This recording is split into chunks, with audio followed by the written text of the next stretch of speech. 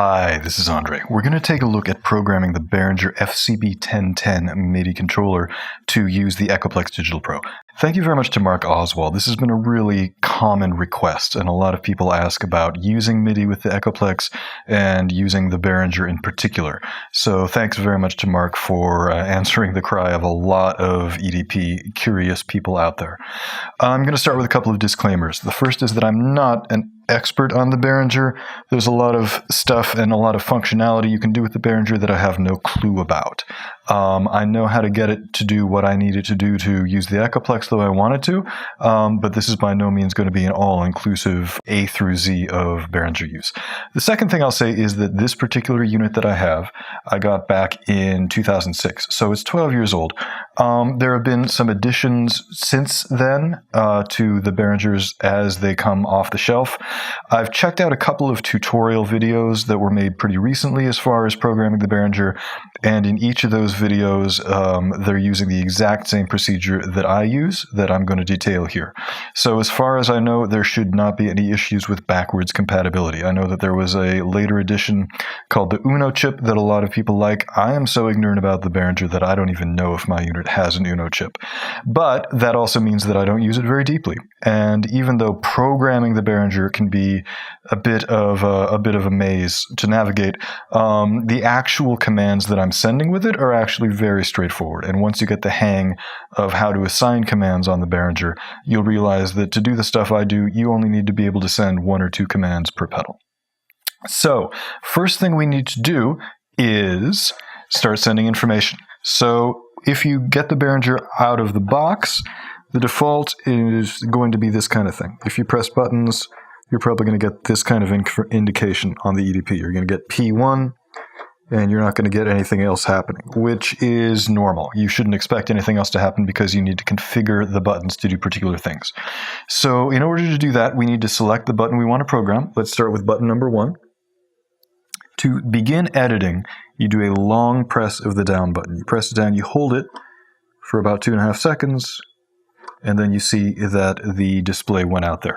Now, you're supposed to have a flashing green light display when you enter this intermediate state. I'm sure I did at one point. I'll put it this way. When I shake my foot pedal, I hear stuff rattling around inside. I have not been a very gentle master of my foot pedal controller, so I'm sure it's user error and user abuse and just wear and tear from 12 years of gigging and accidental dropping and all kinds of stuff. So the bad news is there's supposed to be a green light flashing here to indicate that you're in an intermediate state. The good news is, even if that green light isn't there, you're in an intermediate state. The intermediate state means that you are ready to start editing MIDI commands. But to do that, we need to get out of this intermediate state and get into a page where we start adding and subtracting commands. So to get to that next page, we press the up button. Now you can see that we have some of these pedals lit up. When you get to this particular page, each of these different foot pedals represents a different kind of MIDI command that you can send. So 1 through 5 represent program change commands. 6 through 7 represent static continuous controller commands you can send. 8 and 9 represent continuous controller commands that can be sent by these 2 expression pedals. 8 is this pedal, 9 is this pedal, and 10 is sending note commands.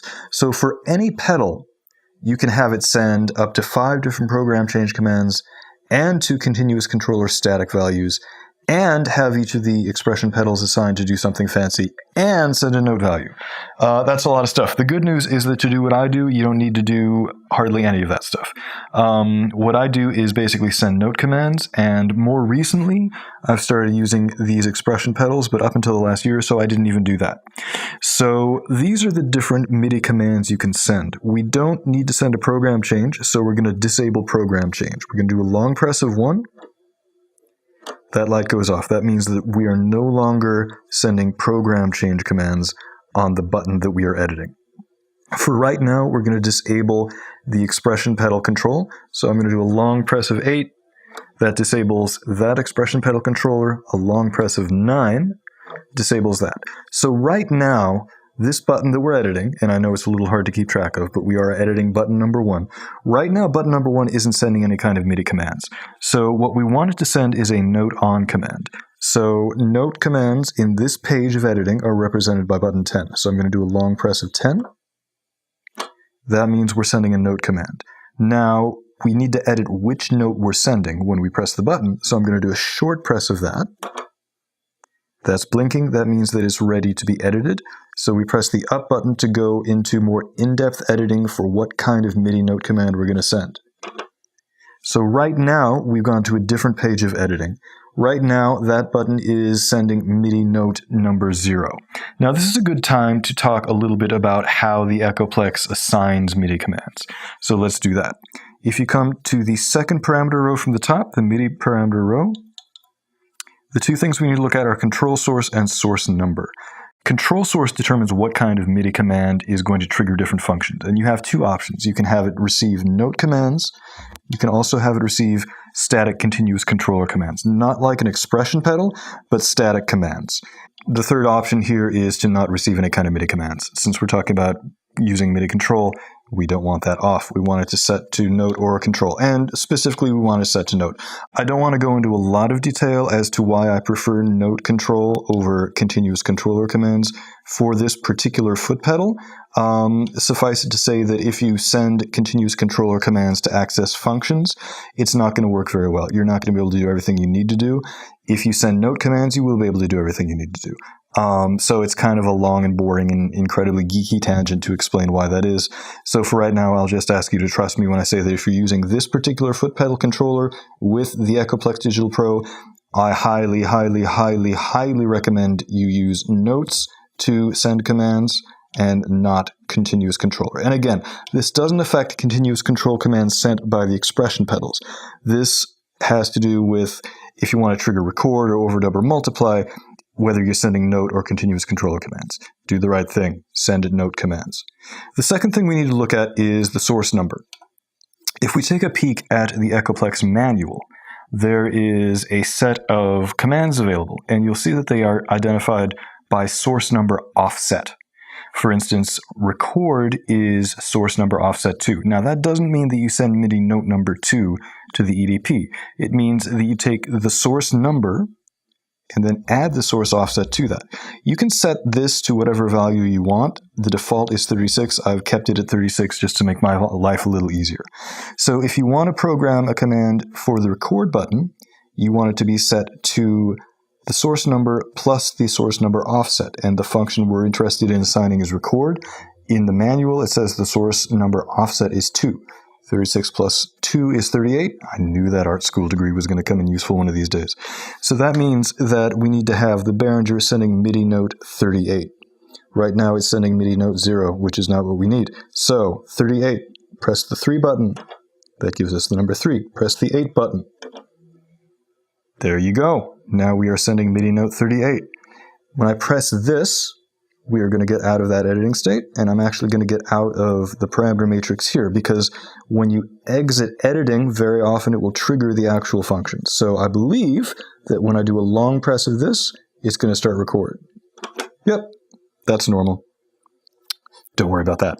It's weird. Don't worry about it. So now we are back to the page where we can add or subtract different kinds of MIDI commands. So again, this page represents we're sending MIDI note on commands. We could add expression pedal commands, we could add program change, we could add continuous controller. We're not going to do any of that right now. For right now, we're done editing our button. So to get out of editing, to get back to a playing state, we do a long press of down for about 2.5 seconds. Booyah! There we go. Button 1 is now a record button. And it has long press functionality as well, just like the front panel button, just like the stock controller. Long press does reset. That's basically the reason that I don't recommend using continuous controllers to access commands on the EDP, because if you send a continuous controller static value from one of these buttons, you can't do long or short presses. It basically doesn't read duration. So, like I said, please take my word for it. Don't use continuous controllers to access these commands. Let's keep going. Let's say that we want to emulate the front panel functions on this bottom row of buttons. So let's say we want to add overdub to button 2. So we select button 2, because that's the button we're going to access. Long press of down gets us into our intermediate state. There should be blinking green lights going on there. Imagine that there are. We press up to confirm that we want to get into editing. Now we're in a state where all of these different buttons represent different types of commands you can send. So again, these are program change commands, static continuous controller values, expression pedal controls, and note on commands. We only want note on, so I'm going to do a long press of that. Now we are engaging note commands for that particular button. We don't want expression pedal commands for right now, so long press of those gets rid of those. We don't want to send program change, so long press of that gets rid of that. So we want to edit the note value. We want it to control overdub. So short press of 10 starts blinking, press up to get into a deeper level of editing so that we can edit what MIDI note number that is sending. Right now it's sending MIDI note number 0. Our control source number is 36. The source offset for overdub is 3. So that means that we need to send MIDI note 39 to trigger overdub. So 3, 9, press up, and you can see the overdub went on. We're still in the editing state, but when you exit editing, it generally sends whatever command you've been editing. Let's get out of here. Let's get out of here. Long press of down. Back to our playing state. Here's record. Here's overdub. All right, success. Let's turn this into multiply. So press the button because that's what we want to edit. Long press of down, wait, imaginary green blinking lights, up to enter the MIDI array. So we don't want to send a program change, long press turns that off. Don't want to send expression pedal commands, turning those off. We do want to send note commands, long press turns that on. Short press is going to get us into deeper editing. Now it's blinking, it's saying, okay, do you want to do deeper editing? Yes, we do, so we confirm by pressing up. So right now it is sending MIDI note 0. For multiply, we want to send MIDI note number 40. So 4, 0. Press up to confirm, and you can see it started doing a multiply right there. We could add or remove other MIDI commands right now if we wanted to, but we don't want to. So we're going to get out of editing, long press of down, and record, overdub. There's our multiply. Unrounded multiply if so inclined. Let's do one more. Let's add insert. So press button 4 because that's what we want to edit. Long press of the down button gets us into editing. Imaginary blinking green light in your head. Press up to get into the editing window. Now this is our array of different MIDI commands that are being sent. We don't want to send program change. We don't want to send expression pedal control. We don't want to send the other expression pedal control. We want to send what? That's right, we want to send note. Long press of 10. Short press of 10 makes it blink, which is really cool. But even cooler is that aside from blinking, it will let us edit what note we're sending. So we press up to confirm that we want to edit the note. Right now it's sending note number 0. Insert is going to be note number 41. So 4, 1, confirm. Now we could add other MIDI commands if we were so inclined, but we're not so inclined, so we're going to get out of here. Long press. And now you can see the insert light is lighting up, and I bet it's set to replace because it's me. Of course it's set to replace. So it's momentary, as you can see. Long press, short press. So the light only engages for as long as I'm pressing down the button because it's a sus command, because we're real EDP users. That's right. I was totally kidding about real EDP users using sus commands, by the way. I think I was kidding. So let's look at assigning the expression pedals to do stuff. Let's go back to our record button. We press down to get into our editing state. Long press, wait. Imaginary green blinking light, press up. All right, so this is the window where we have our array of different MIDI commands. Let's say that we want to assign this pedal to control feedback. So button 8 indicates whether or not you're sending any commands with this expression pedal. Right now it's not lit up, which means we're not. In order to enable this, we need to enable button 8. Long press there. Now it's ready to be edited. Short press starts blinking. That means that we're ready to go in and edit the details of the expression pedal commands that are being sent. Press up to get into that deeper level of editing. The first thing we see displayed is the continuous controller number. So to find out what we have feedback set to, we're going to come up here, once again to the MIDI parameter row, the mute column, feedback control is set to number 1. That means that we need to send MIDI continuous controller 1 to control feedback. So I'm going to get out of this. So right now it's sending continuous controller 27. We want it to send controller 1. So 0, 1. Now, if I press up, it's not going to get us out of here because there are a couple of other things we need to program. Right now, this represents the minimum value. This is the value that it's going to have if you have the expression pedal heel down, toe up. For right now, let's have it set to 0, which is typical behavior. Press this again. That represents the maximum value. So for right now, again, let's have it set to 127. Press it again. Now we are back to the MIDI command menu.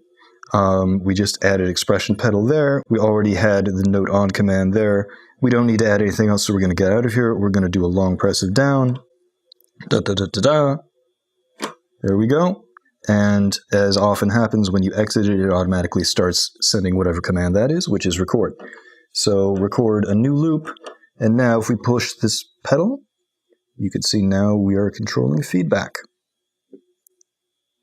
Now, here's a bit of a drag. If you want to have every pedal in a bank doing the same thing with the pedal, you have to program every one of these buttons individually.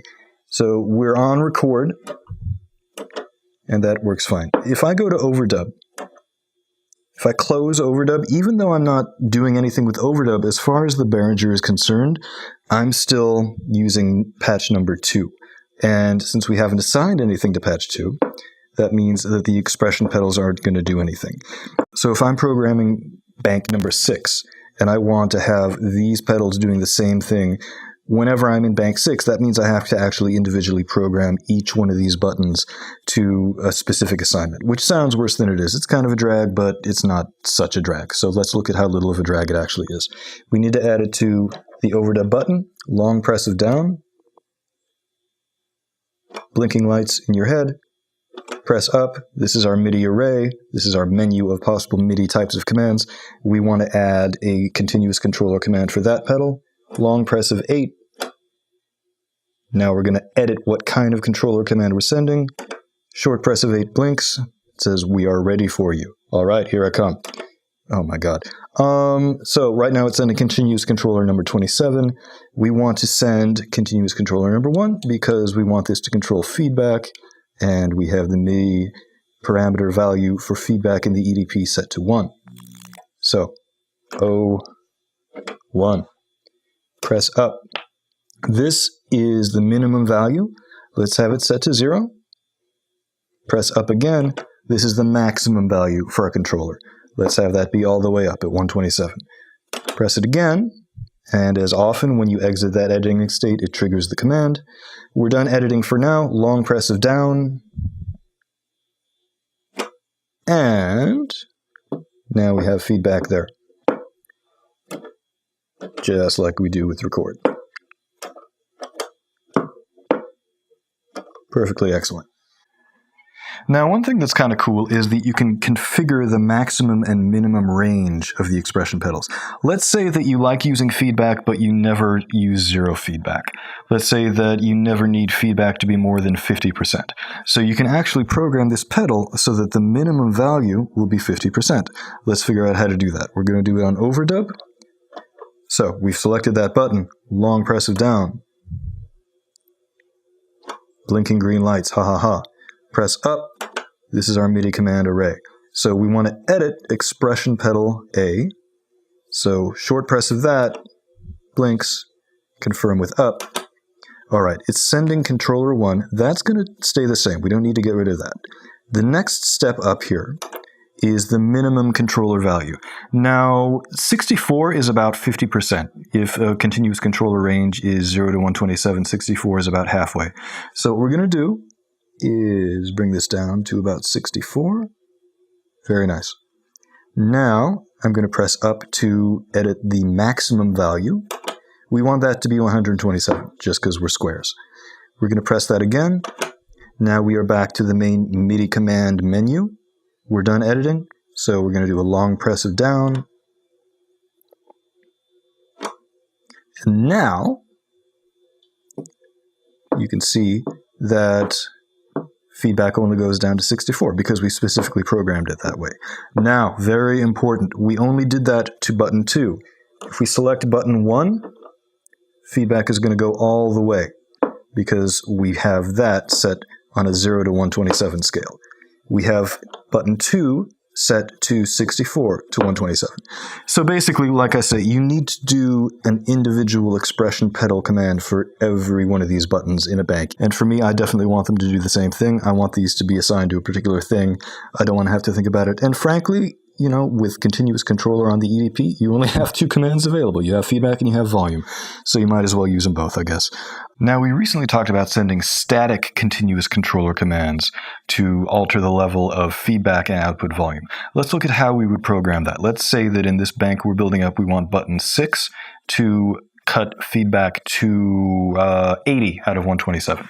So first we need to select that button because that's the button we want to edit. So we've selected that. Long press of down, blinking green light, press up. Now we're in the MIDI array. So we haven't programmed anything on button 6 yet, so we're back to the default things that you get on a stock, fresh out of the box Behringer pedal assignment, which is expression pedals and program change. We're going to get rid of all that.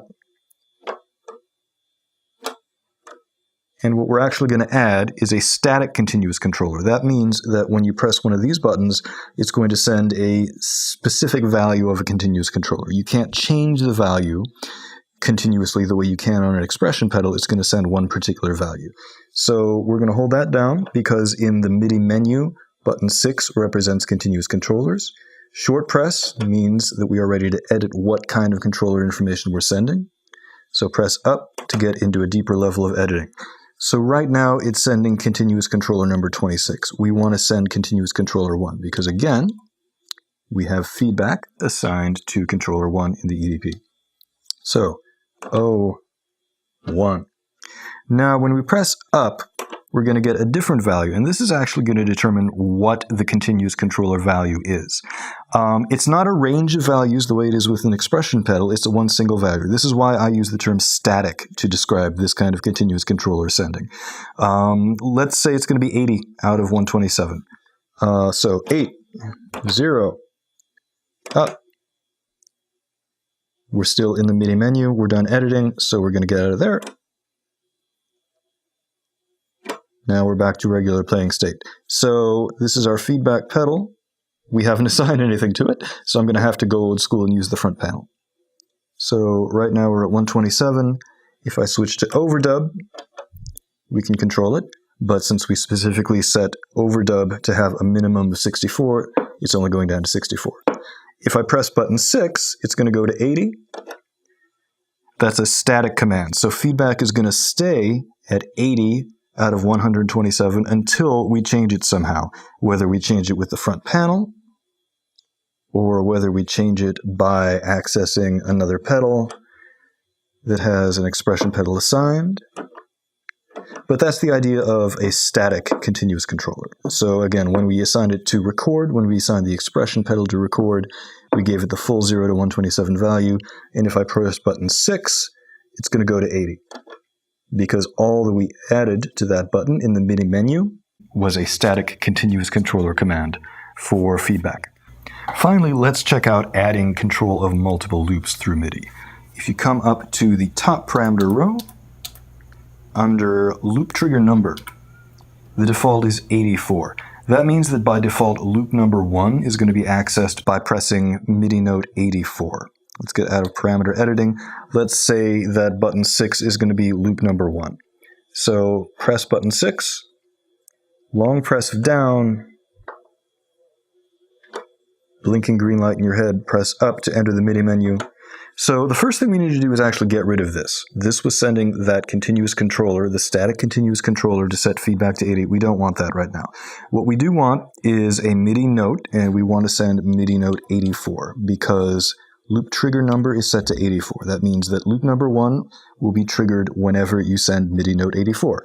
So in the MIDI menu, button 10 controls note on commands. Long press activates sending notes. A short press puts us into a mode where we're about to edit what note that is. So we press up to confirm that we want to edit at a deeper level. Right now it's sending note 0. We want to send 84. So press 8, press 4, get out of there, and you can see it went to loop 1 really quickly.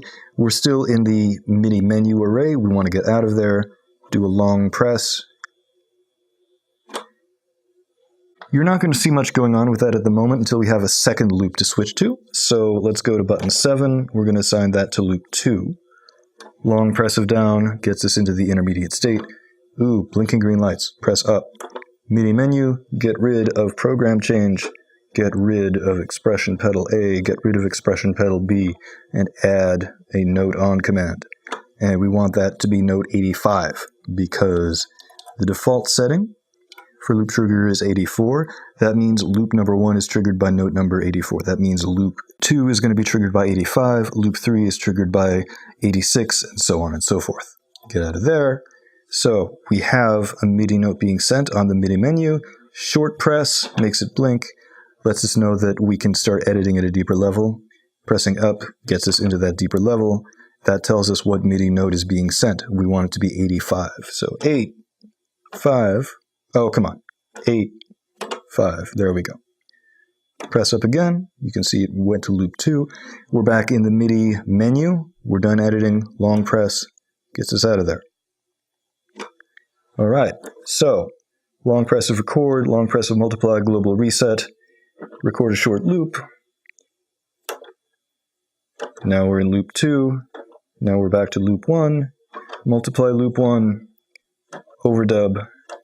And so on and so forth. And we could do continuous controller stuff, but we still have overdub set to a minimum value of 64. So let's change that.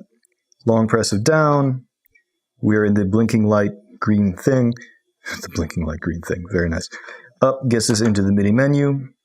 We do want to have a continuous controller being sent on this pedal, but we want to edit the minimum value. So short press says that it's blinking and ready for deeper editing. Pressing up gets us into deeper editing. We're not going to change that because the first number we see is the number of the MIDI continuous controller. And we want that to be controller 1 because that's what we have feedback set to. The second value is the minimum value. That's 64. Let's get rid of that. That's a crazy idea. We're going to have it set all the way to 0 so that it's going to be 0 when it's heel back, toe up. We're going to keep the maximum value of 127. We're back to the MIDI menu. We're done editing, so we do a long press of down. And now we have our full, decent 0 to 127 feedback value. Multiply, unrounded multiply, overdub, loop 2, loop 1, long press, reset, long press of multiply, global reset, all that good stuff. So this has been a quick look at, well, not that quick, I guess. Sorry, it's been a bit of a long video. Definitely one of the geekiest videos I've ever done, and I have done some pretty damn geeky videos in my time, so you know that's saying something.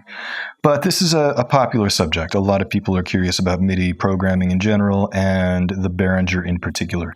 It's not necessarily the most user-friendly interface. What I've found is that once you get the hang of it, once you remember it, it actually makes a lot of sense and is relatively intuitive.